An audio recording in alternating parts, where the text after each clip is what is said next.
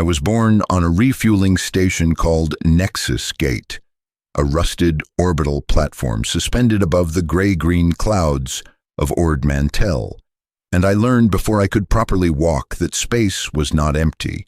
It was full of voices, numbers, coordinates, trajectories, the mathematics of survival written in hyperspace lanes that threaded through the galaxy like veins carrying blood. My mother was a navigation tech, my father a cargo hauler who disappeared when I was 4, swallowed by some misjumped route or pirate ambush, or simply the vast indifference of the void. She never spoke of him after the official death notice came through, just kept calculating routes with that distant look in her eyes, and I understood even then that grief in our world was a luxury, that mourning cost time we couldn't afford when ships needed plotting and captains needed coordinates, and one miscalculation meant death for hundreds of souls. Nexus Gate smelled like ozone and recycled air and the particular burnt metal stench that clung to hyperdrive components after they'd been pushed too hard, and every surface hummed with the vibration of ships docking and departing, the rhythm of commerce that never stopped, because stopping meant dying, meant the station losing contracts, meant us losing food rations and air scrubbers, and the fragile bubble of civilization that kept vacuum from crushing our skulls. I grew up watching ships, bulk freighters with hulls scarred by micrometeorite impacts, sleek corporate yachts with their arrogant captains, battered smuggler vessels that listed to port and stank of contraband and desperation. I learned their names, their classifications, their engine signatures. I learned which captains tipped well and which ones you avoided eye contact with, because their eyes were dead in ways that warned of worse things than poverty. My mother taught me navigation when I was 7, sitting me in front of her workstation during the graveyard shift, when traffic was thin and supervisors were drunk or sleeping. She showed me how to read stellar cartography, how to plot jumps through mass shadows, how to calculate fuel consumption against distance and time dilation effects. Space, she told me, her voice flat with exhaustion and something deeper, doesn't forgive mistakes, Jaren. You can be brilliant 99 times and wrong once, and that once kills everyone aboard. Remember that. Always remember that. Her fingers moved across the holographic display with practiced precision, tracing routes through the colored threads of hyperspace lanes, and I watched those fingers like they were performing sacred ritual, which, in a way, they were, the ritual of keeping people alive through mathematics and caution and the accumulated wisdom of 10,000 years of spaceflight disasters. I was good at it, better than good. Numbers made sense to me in ways that people never did, patterns emerging from chaos with crystalline clarity that felt almost like the Force must feel to Jedi, though I had no Force sensitivity, just an intuitive grasp of orbital mechanics and hyperspace topology that my instructors called remarkable and my mother called useful. By 14, I was working junior shifts at the Navigation Guild office, plotting commercial routes for cargo haulers who paid in credits and stories, and by 16 I had my own license, certified by the Trade Federation Hyperspace Navigation Authority as competent to plot Class 3 routes through moderately hazardous space. It wasn't glamorous work. Glamour didn't exist on Nexus Gate, but it was respected work, important work, the kind that kept the galaxy's circulatory system flowing. The Clone Wars started when I was 17, and suddenly space became something different, something predatory. Republic warships began appearing in our sector, massive Venator-class star destroyers that made our station look like a child's toy, their white hulls marked with red and blue livery, and the optimistic symbols of a government that believed it was fighting for justice. Separatist raiders followed, droid fighters and reconfigured cargo haulers, armed with turbo lasers that didn't discriminate between military and civilian targets. Nexus Gate declared neutrality, which meant we serviced both sides and charged premium rates for the risk, and I plotted routes for clone trooper transports and separatist supply ships with the same mechanical efficiency, because navigation doesn't have politics, doesn't have loyalty, has only mathematics and the cold truth that everyone dies the same way when a hyperdrive miscalculates. I met Commander Thrace during a Republic resupply operation in the second year of the war. He was a clone, obviously, they all were. Millions of identical faces that unnerved civilians, but which I found oddly comforting in their uniformity, their predictability. He came to the navigation office with specific coordinates, classified routes that needed plotting through contested space, and he watched me work with quiet intensity that felt different from the usual military impatience. When I handed him the data stick with his routes, he studied my face for a moment and said, "You're young for this kind of precision work." I told him age didn't matter, only competence, and he smiled, an expression that looked strange on that manufactured face, like witnessing a statue learn emotion. "Spoken like someone who's never made a fatal mistake," he said. "Cherish that while you can."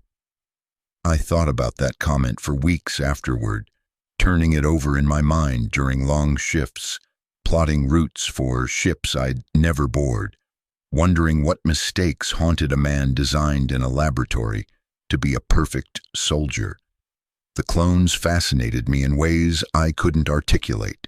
Their brotherhood that was literal genetic fact, their accelerated aging that gave them compressed lifetimes burning bright and brief, their absolute certainty of purpose that civilians like me could never possess. They knew their role in the galaxy's machinery. They knew their value. I envied that certainty even as I pitied their disposability, the casual way Republic officers referred to them by numbers rather than names, as if they were components to be replaced rather than men who bled and died and mourned their fallen brothers. Everything changed when the war ended, or rather when it transformed into something else, something worse. I was 20 years old, working a double shift because half our staff had quit or been conscripted when the holonews feed suddenly showed Chancellor Palpatine declaring himself emperor, showed clone troopers executing Jedi in a dozen scattered locations across the galaxy, showed the Republic's white and blue symbols being repainted black and gray, optimism replaced by enforcement. Nexus Gates administration called an emergency meeting, and I stood in the back of the crowded assembly hall, listening to our station director explain that we were now under Imperial jurisdiction, that our contracts would be renegotiated, that cooperation was mandatory, and resistance was treason. The Empire brought order, they told us. The Empire brought stability. The Empire brought questionnaires about political affiliations and surprise inspections by gray-uniformed officers with dead eyes and a bureaucratic approach to intimidation that was somehow more frightening than separatist raiders had ever been. I kept my head down, kept plotting routes, kept my opinions to myself.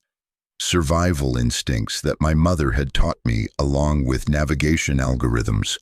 But I noticed things, small details that accumulated into disturbing patterns. Ships that departed but never arrived at their listed destinations. Passenger manifests with names that disappeared from later records.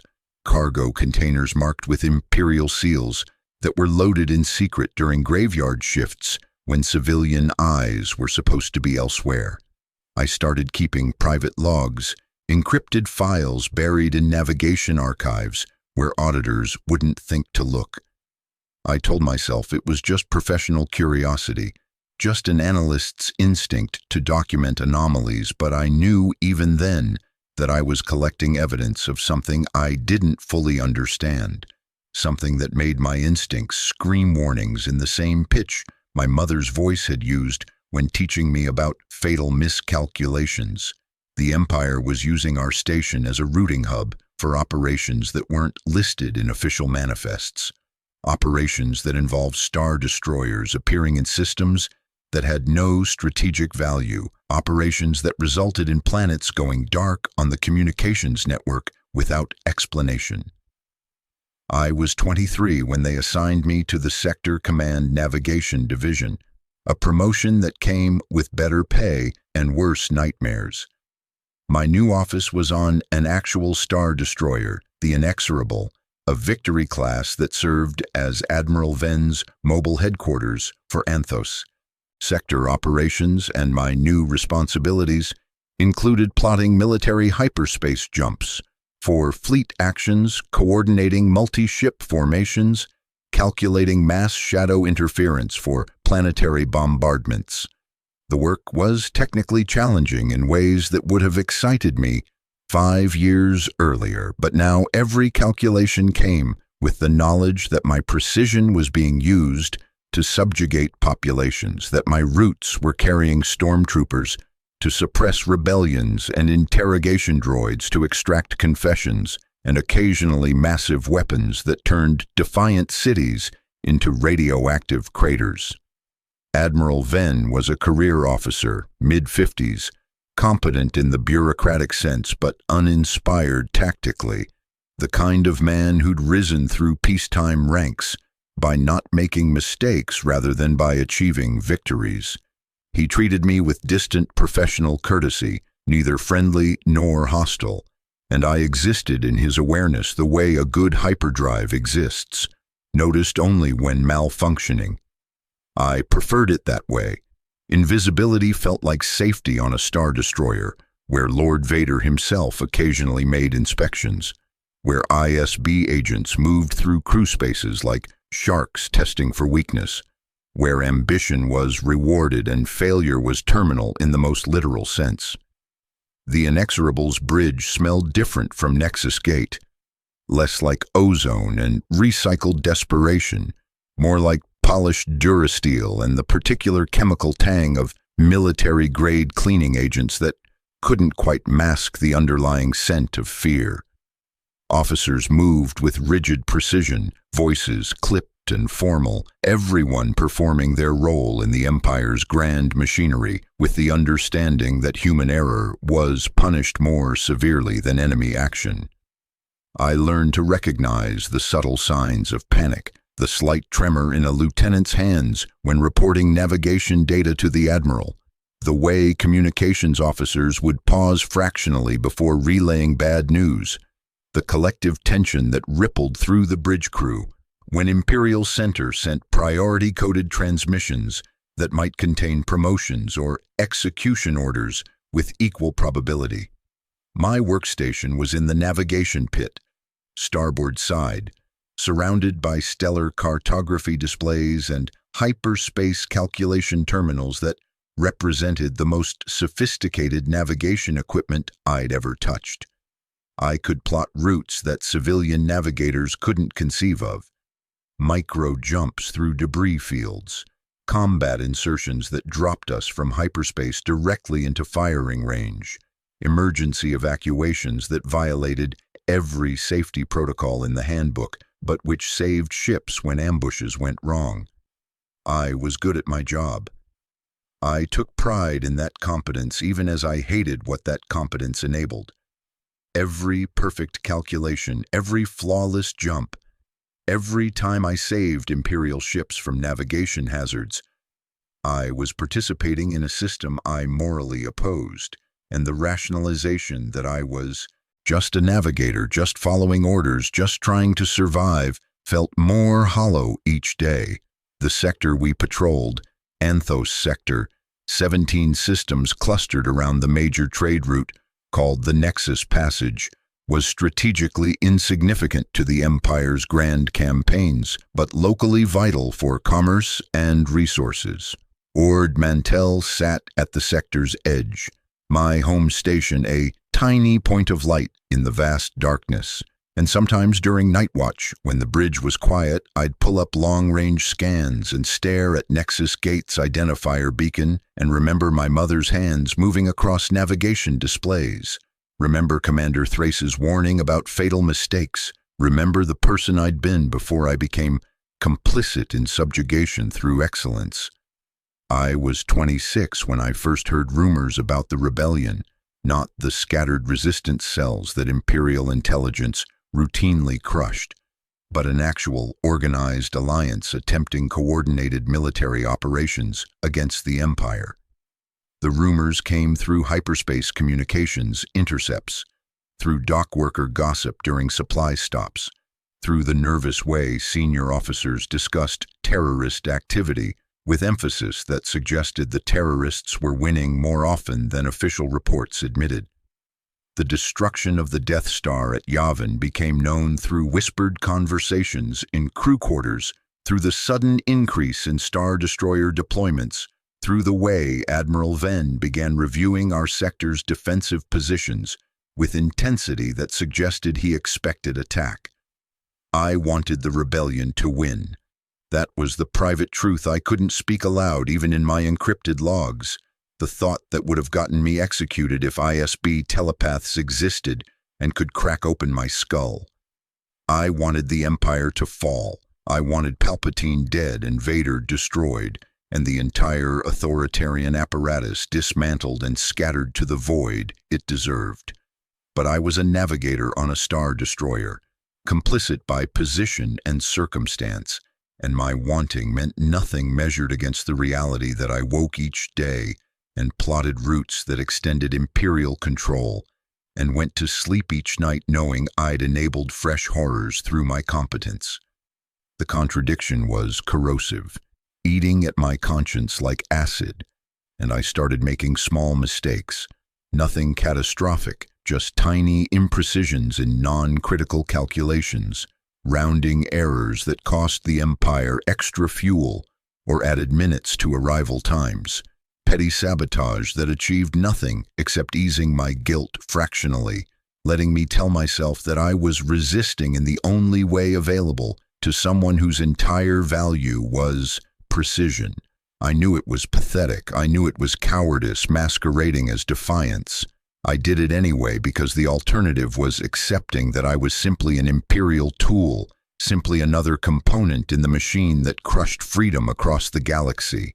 Then came the jump, the routine, hyperspace jump that I've replayed 10,000 times in my memory, that I still dream about 30 years later when age and guilt conspire to deny me sleep. It was a standard patrol route, nothing special, just repositioning the inexorable from Ord Mantell to the Delure system to investigate reports of smuggler activity that probably didn't exist but which justified our operational budget. I plotted the route using standard protocols, check the departure point's mass shadow, calculate the direct path through hyperspace, verify the arrival coordinates against stellar drift updates, program the Navi computer with the jump vector, submit for Admiral's approval. 17 minutes of work that I'd done hundreds of times before, with mechanical efficiency born from years of practice. But this time, and I still don't know if it was unconscious self-sabotage or genuine accident or some kind of cosmic intervention, I made a mistake. A single transposed digit in the tertiary coordinate string, the kind of error that Navi computer safety protocols should have caught but didn't because I'd overridden certain safety checks to save processing time on routine jumps. The kind of error my mother had warned me about when I was 7 years old, sitting in her lap watching her fingers trace hyperspace routes. You can be brilliant 99 times and wrong once, and that once kills everyone aboard. The inexorable jumped.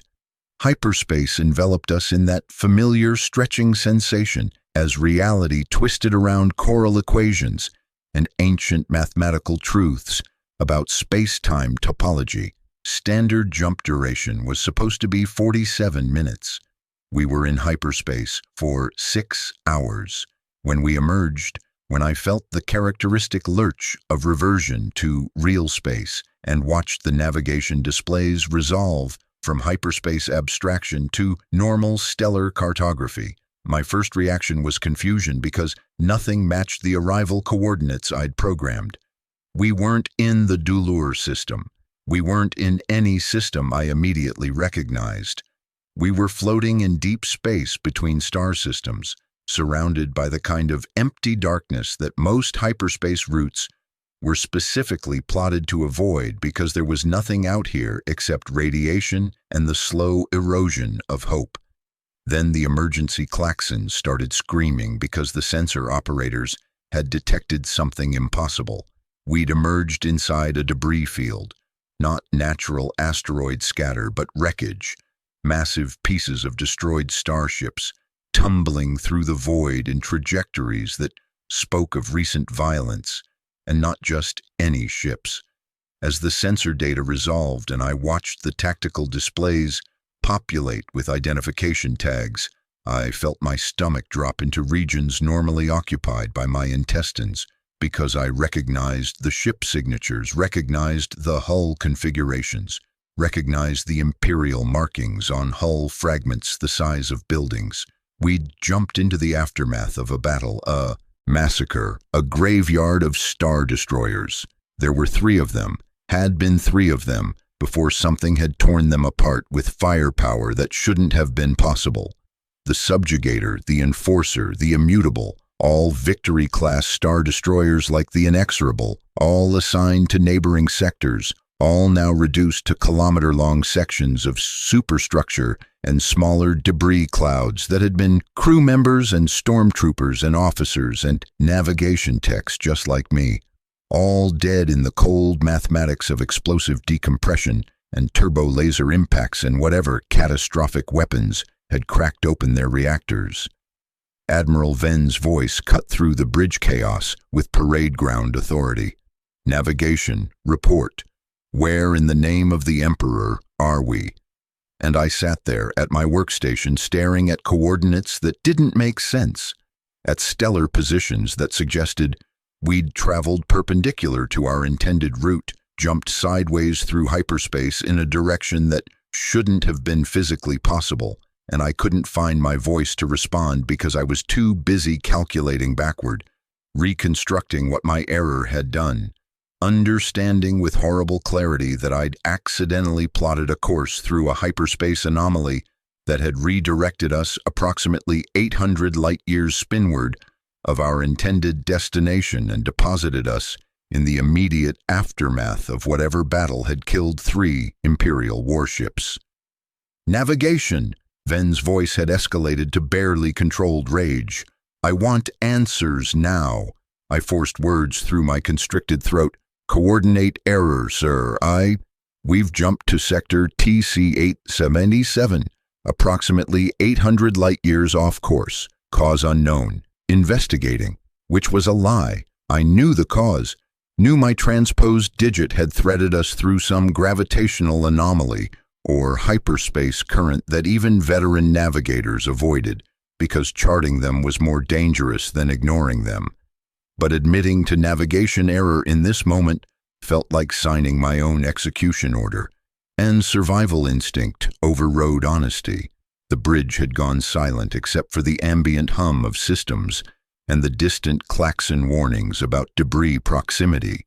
Every officer was staring at the tactical displays showing the destroyed star destroyers, and I could feel the collective fear radiating from them because this wasn't supposed to be possible.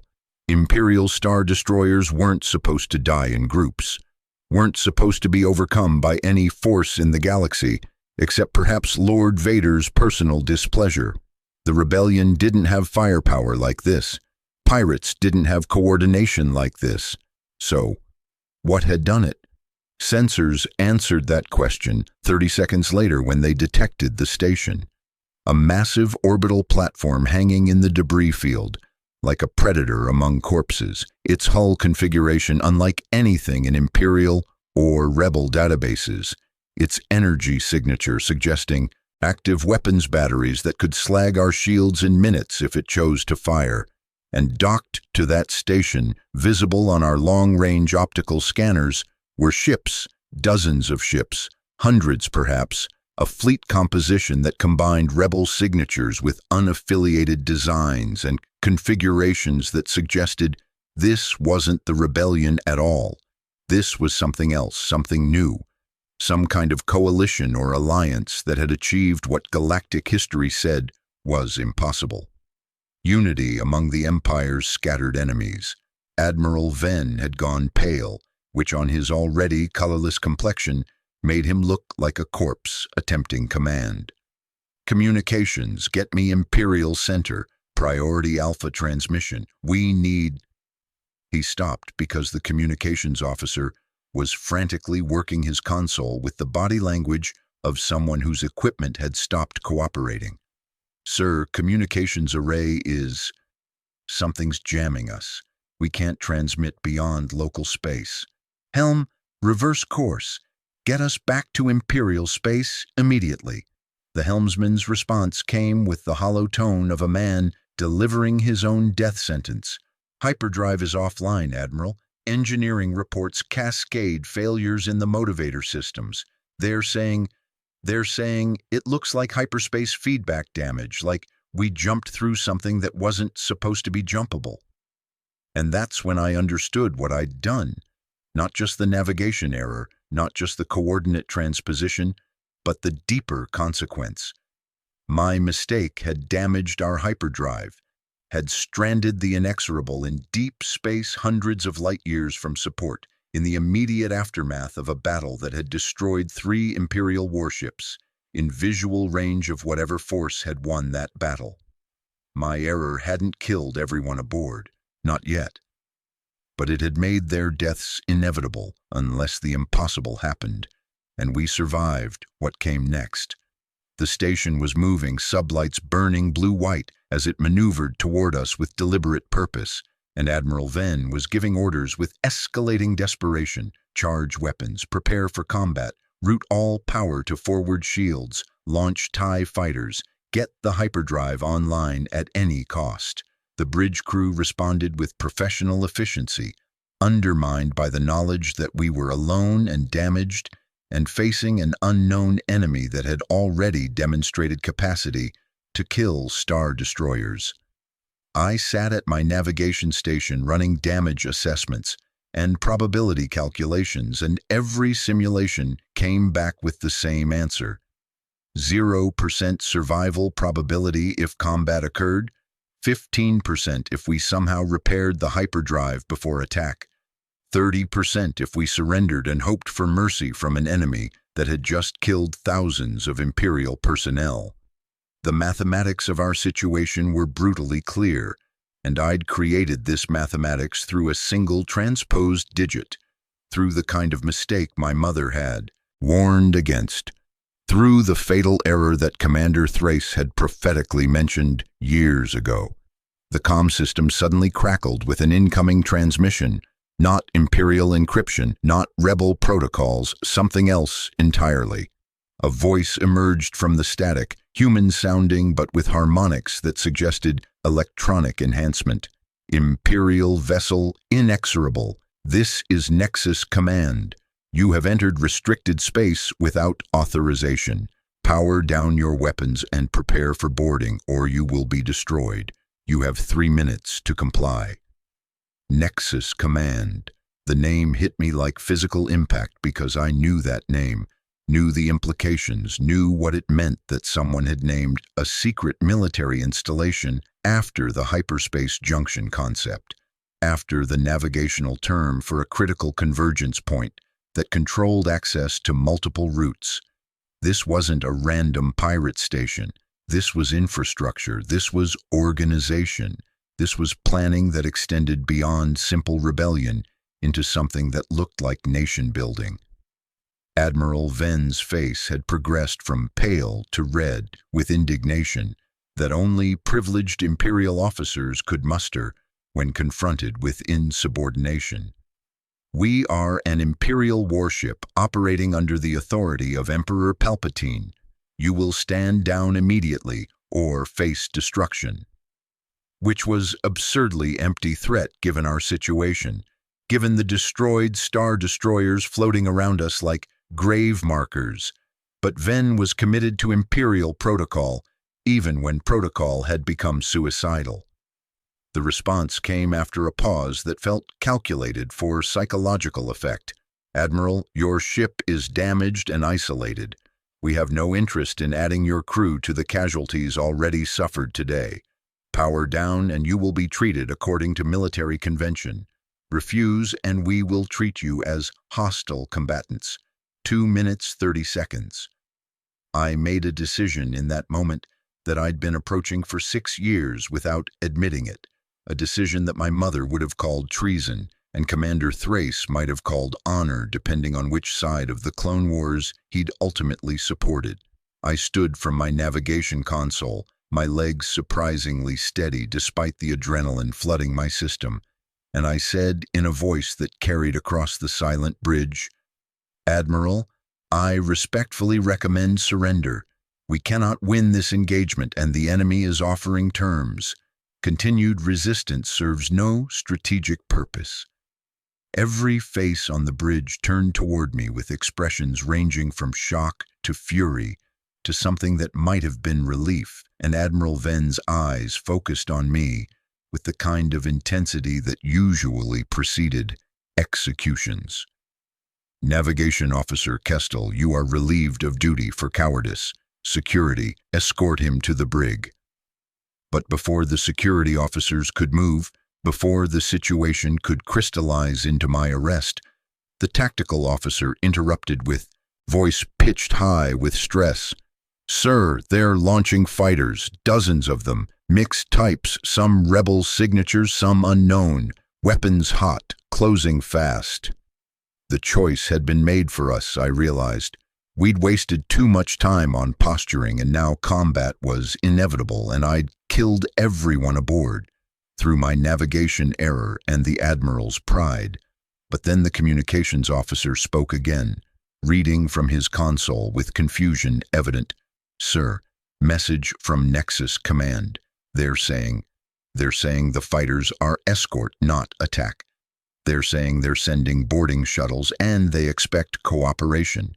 They're saying they have medical facilities prepared for our casualties, and that resistance will result in our immediate destruction, but surrender will result in POW treatment under Yavin Accords." He looked up from his console. "Sir, what are Yavin Accords?" I knew because I'd read the intercepted intelligence reports that the ISB tried to suppress. The Yavin Accords were the rebellion's attempt to establish rules of warfare, to create protocol for treatment of prisoners and civilians, to distinguish themselves from the Empire's brutal total war approach.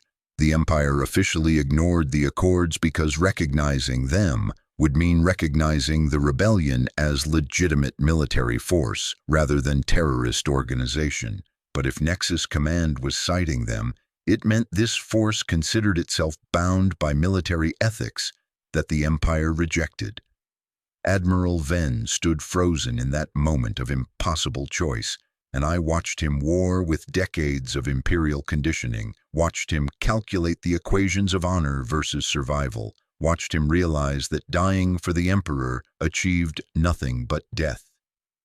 When he spoke, his voice had aged 20 years. "Stand down weapons, drop shields, prepare for boarding, all hands." He paused, swallowed something that might have been pride or might have been vomit. "All hands, we are surrendering to enemy forces. Offer no resistance, follow their instructions. That is all." The bridge crew responded with the mechanical efficiency of people in shock, and I sat back down at my navigation console because I didn't know what else to do, didn't know how to process that my mistake had both destroyed and saved us, had killed our mission but preserved our lives. The inexorable powered down her weapons, dropped her shields, hung in space like a wounded animal surrounded by predators, and I watched through the bridge viewports as the enemy fighters, X-wings and Y-wings and other designs I didn't recognize, circled us in formation that was simultaneously protective and threatening.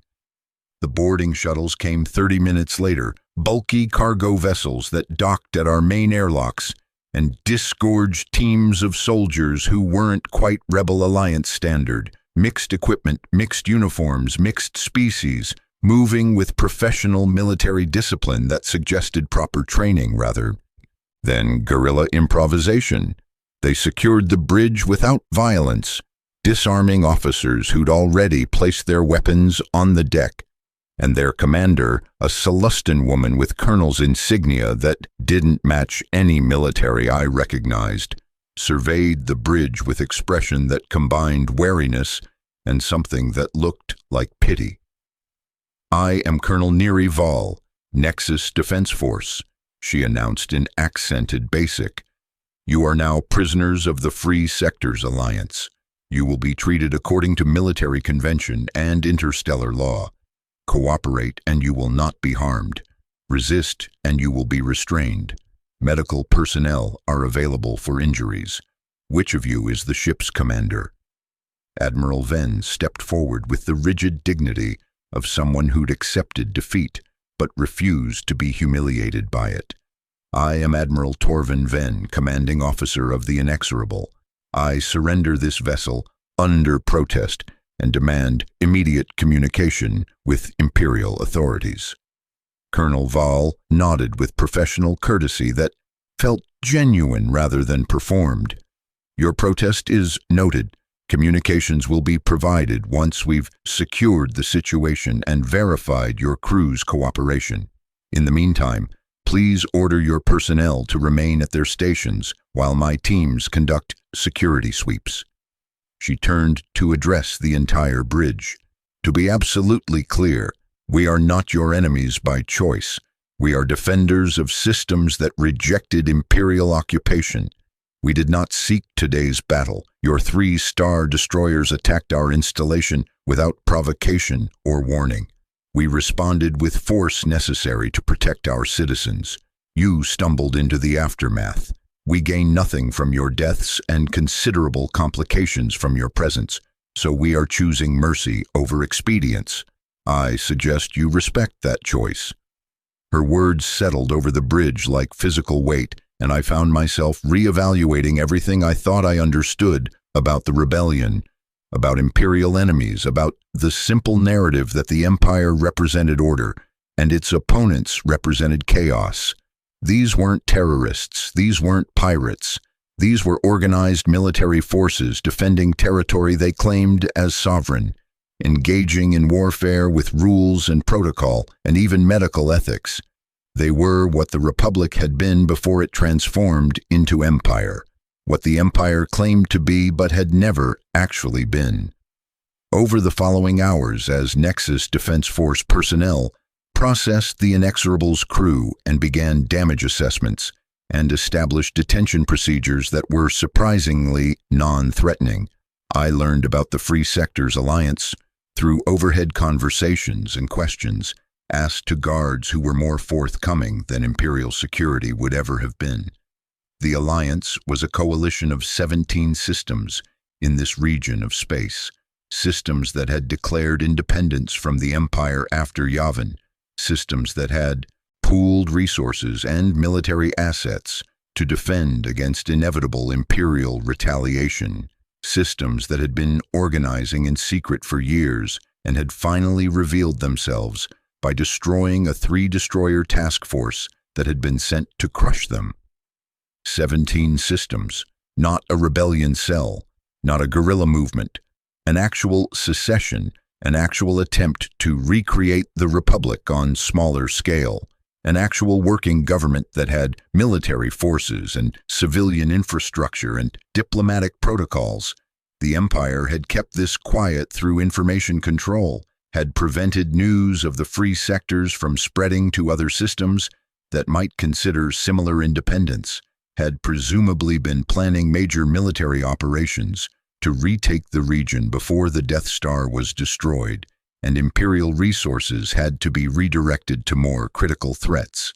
And I had jumped directly into the middle of this situation through a navigation error, had delivered an Imperial Star Destroyer into enemy hands along with its crew and its intelligence databases and its codebooks and every security protocol we carried. The strategic implications were catastrophic for the Empire and potentially revolutionary for the Alliance. One captured Star Destroyer, even a damaged one, represented massive intelligence value, massive propaganda value, massive material value if they could repair her. My mistake had gifted the Empire's enemies a capital ship. They separated the officers from the crew during processing, placed us in different detention facilities aboard Nexus Station, and I spent 3 days in a clean, adequately supplied cell, wondering when interrogation would begin, when torture would start, when the consequences of my error would manifest in violence. But the interrogation, when it came, wasn't torture at all. It was a debriefing conducted by a patient intelligence officer named Weston, who asked questions about Imperial fleet dispositions and navigation protocols and security procedures with professional courtesy, who listened to my answers without threats or coercion, who even provided decent caff and acknowledged when I refused to answer questions about specific classified material. "I'm required to ask," he explained when I declined to provide certain details. "But I understand your position. You're an Imperial officer, you have oaths, you have conscience about betrayal. I respect that, even though we're enemies." He studied me for a moment across the table. "But I'm curious. Do you still believe in what you're fighting for, or are you just following procedures because breaking them feels like suicide?" I didn't answer immediately, because the question required honesty I'd been avoiding for years. When I finally spoke, the words came from some deep place I'd been refusing to examine. "I don't believe in the Empire, haven't believed in years, but I'm a navigator, and navigation doesn't have politics. It has only mathematics." I told myself that for a long time. I told myself I was just doing my job, just keeping people alive through good plotting, just surviving, but I was wrong. Navigation is political when you're navigating Imperial ships to suppress freedom. Mathematics is political when you're calculating routes for oppression. I was complicit. I am complicit, and I don't know how to reconcile what I've done with what I believe. Weston nodded slowly, made a note on his datapad, and said something that stayed with me. That awareness, that moral discomfort, that's what separates you from true believers. The Empire runs on people who follow orders without thinking, and people who think but follow orders anyway, because they've convinced themselves they have no choice. You're the second type, which means you're redeemable. Remember that in the coming days. You're going to have choices to make, and they're going to be harder than anything you've faced before. They released me from interrogation 2 days later and placed me in general detention with other inexorable crew members, and I expected hostility, expected to be blamed for the navigation error that had stranded us, expected to be branded traitor for my surrender recommendation, expected violence born from fear and displaced anger. Some of that happened. Lieutenant Commander Parvesh refused to speak to me, made sure everyone knew about my error, called me incompetent and coward where others could hear. But others, more than I expected, approached quietly during exercise periods or meal times and said things like, "You saved us," or "Surrender was right," or "I'm glad someone had courage to say what we were all thinking." The crew was fracturing along invisible lines between true Imperial believers who saw surrender as ultimate shame and pragmatists who recognized we'd been given impossible situation and had survived through surrender rather than dying for empty gesture.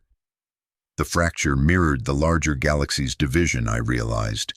The same arguments about duty versus survival, honor versus effectiveness, loyalty to institutions versus loyalty to conscience that were playing out across every system where Imperial authority was being questioned.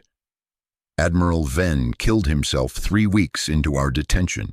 They found him in his quarters with a knife he'd improvised from detention facility components, bled out on his bunk with a note that cited Imperial honor codes and the shame of surrender and the impossible burden of having failed his emperor. The Alliance personnel seemed genuinely disturbed by his death, conducted an investigation, implemented new security protocols to prevent similar incidents. They treated his death as a failure of their duty to protect prisoners rather than as convenient elimination of enemy commander. The contrast with how I imagined Imperial forces would have handled a captured rebel admiral's suicide with celebration and relief was stark enough to be nauseating. His death broke something in the crew's remaining command structure, elevated Lieutenant Commander Torsan to acting commander, and Torsan called an unauthorized meeting of senior personnel to discuss our situation.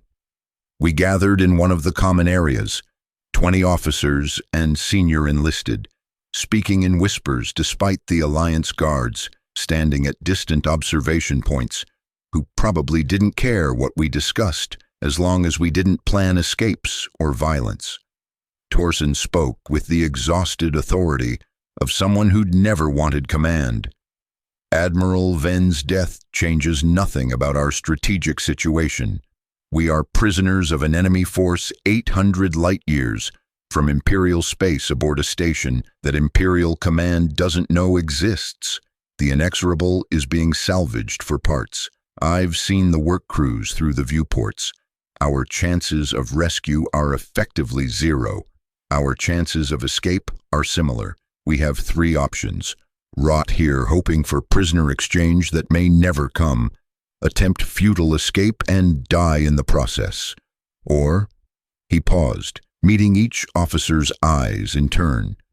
Or we consider alternatives. Alternatives?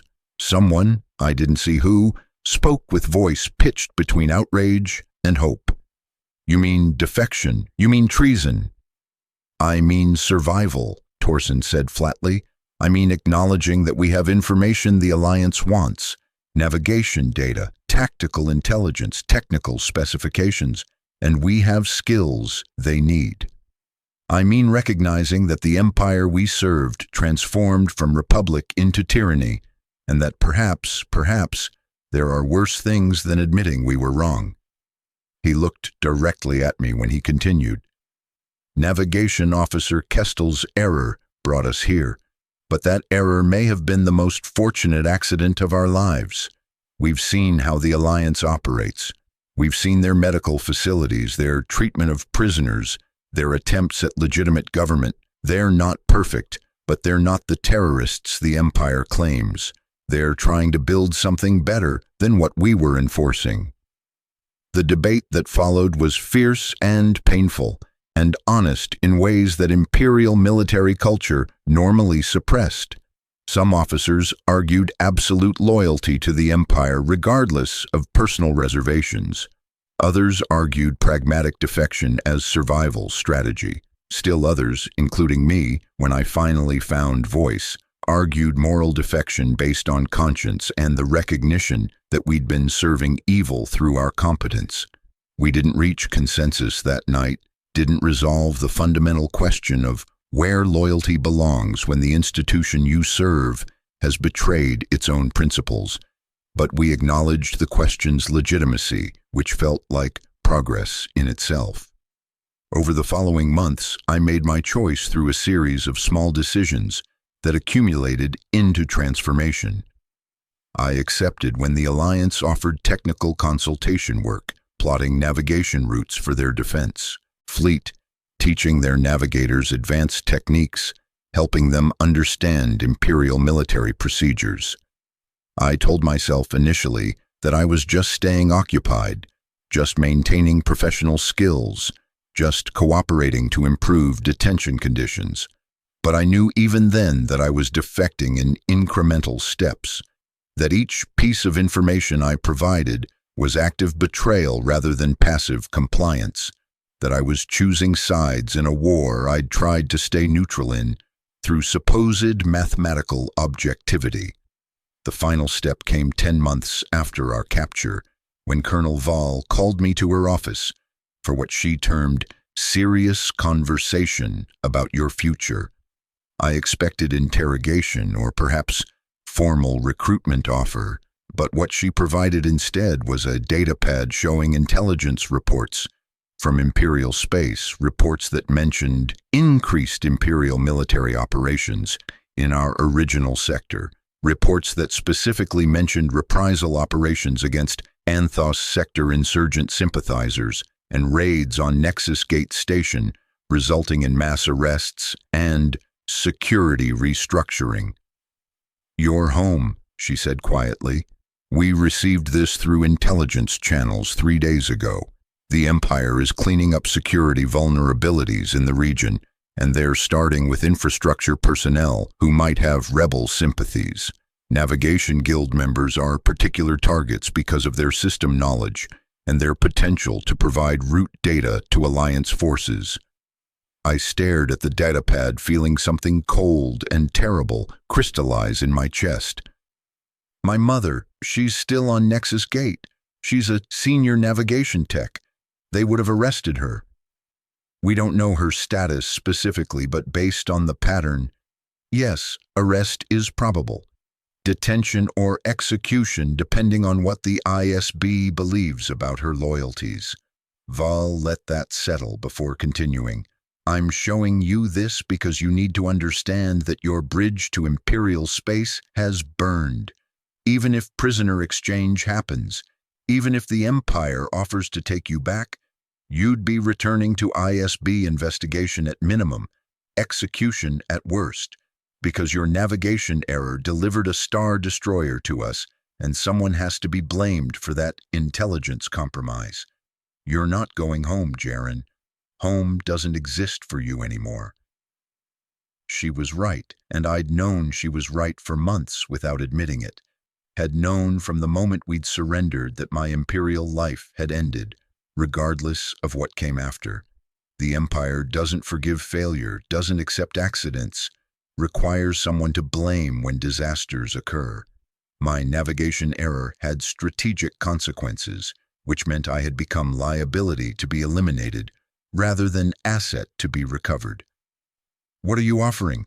I asked, because Val hadn't called me here just to deliver bad news. She was building toward proposition. "Full Alliance citizenship if you want it. Commission in our defense forces, navigation, officer position with your demonstrated competence. And," she pulled up another document on the datapad, "our intelligence service wants to send operative teams through the route you accidentally discovered, the hyperspace anomaly that brought you here.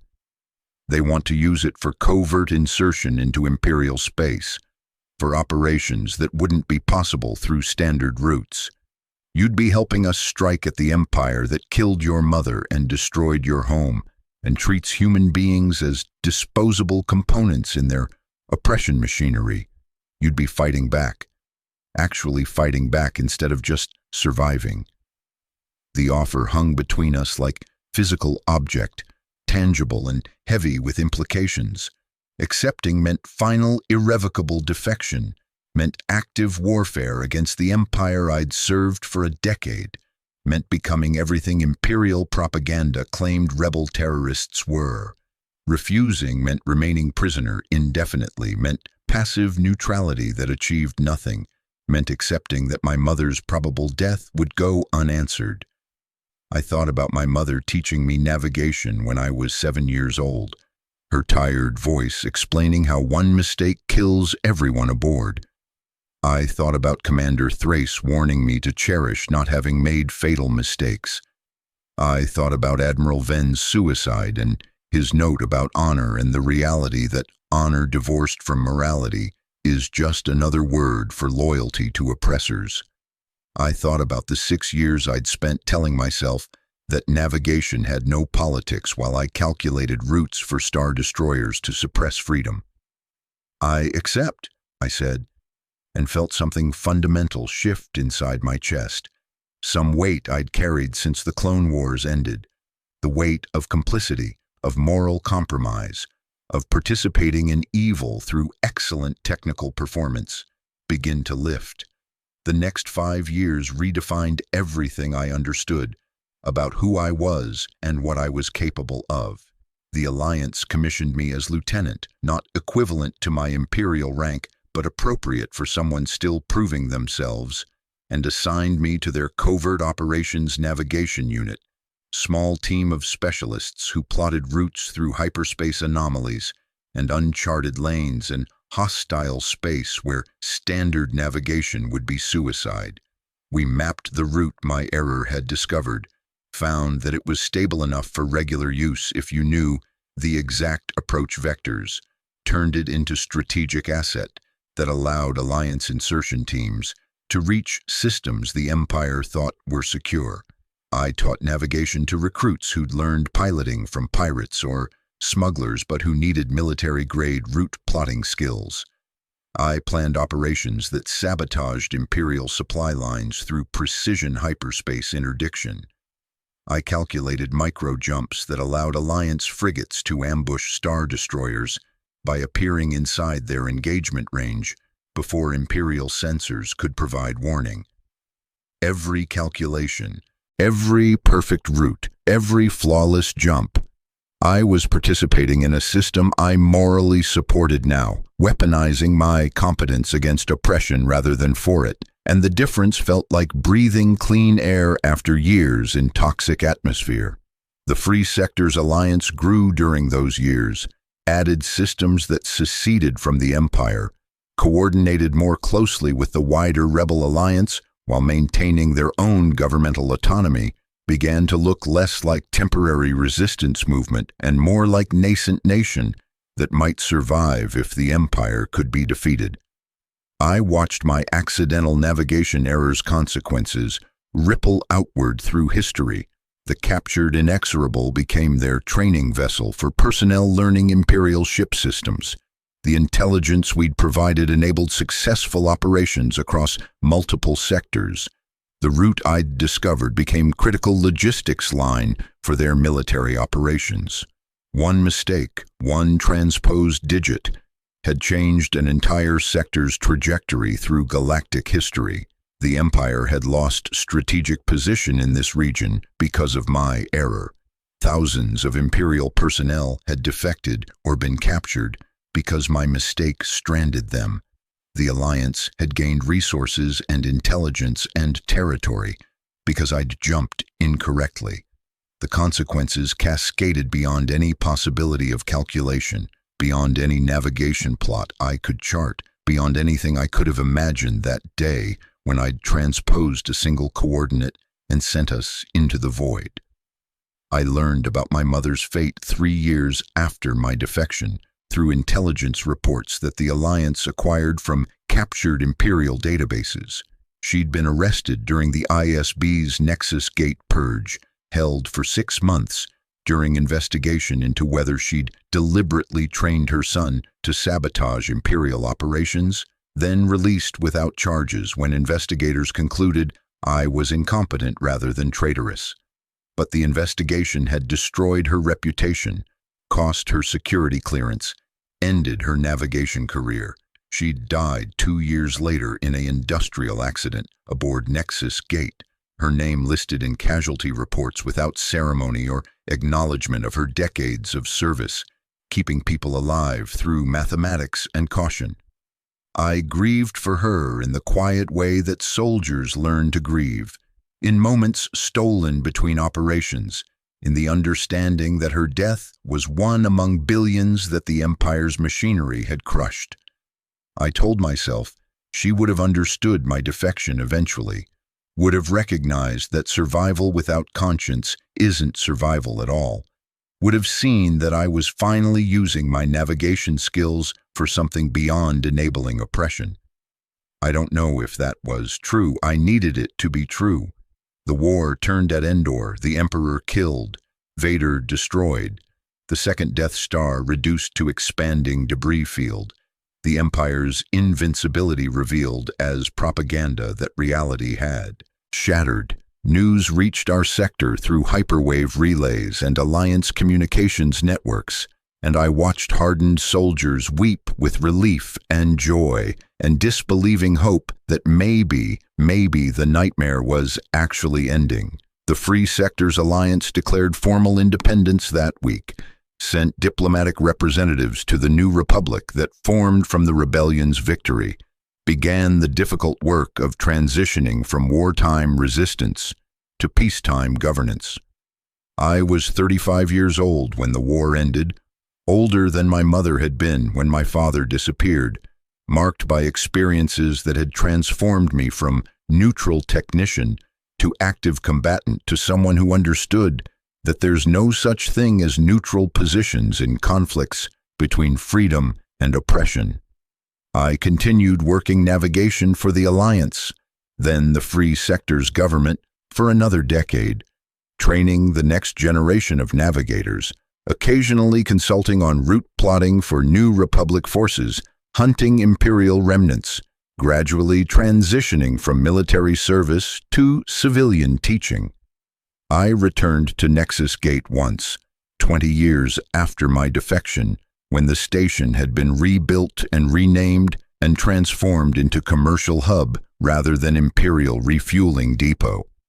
I stood in the corridor where my mother's navigation office had been, now converted to Merchant Guild administrative space, and I tried to feel her presence or some connection to the past.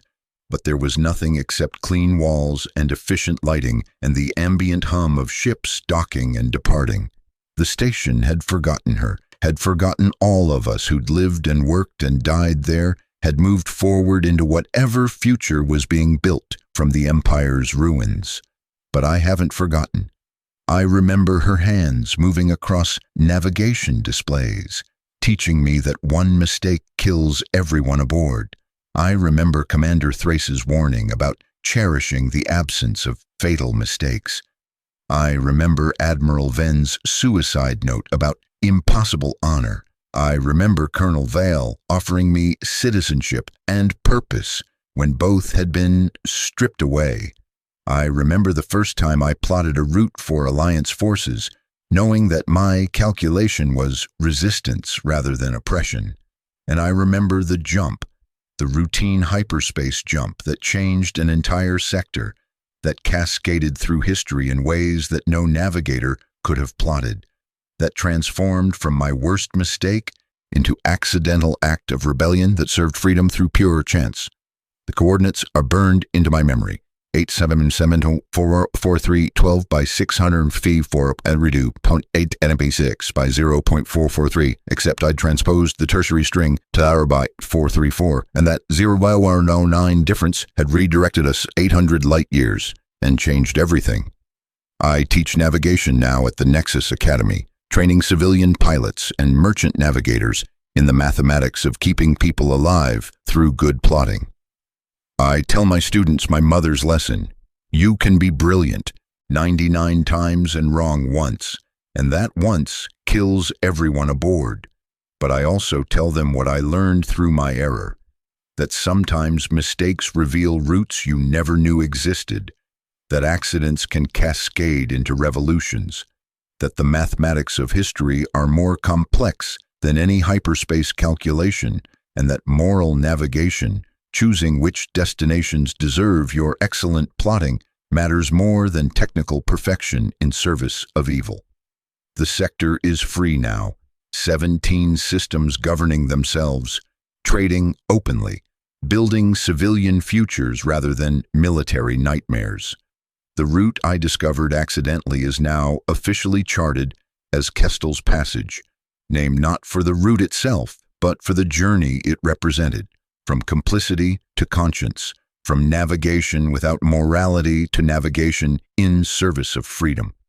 Ships jump through that route daily, merchants and travelers and occasionally military vessels, all following the coordinates that started as my mistake. I'm 61 now, older than my mother lived to be, and I'm recording this because someone should remember what that routine jump actually was. Not routine at all, but the moment when one person's mistake became many people's liberation, when accident became rebellion, when a transposed digit changed a sector's history. I don't claim heroism. I made an error, nothing more, and circumstances transformed that error into strategic advantage for forces fighting against oppression. But I do claim responsibility for what came after the error, for the choices I made about who to serve and why, for the decision to use my skills in service of freedom rather than tyranny.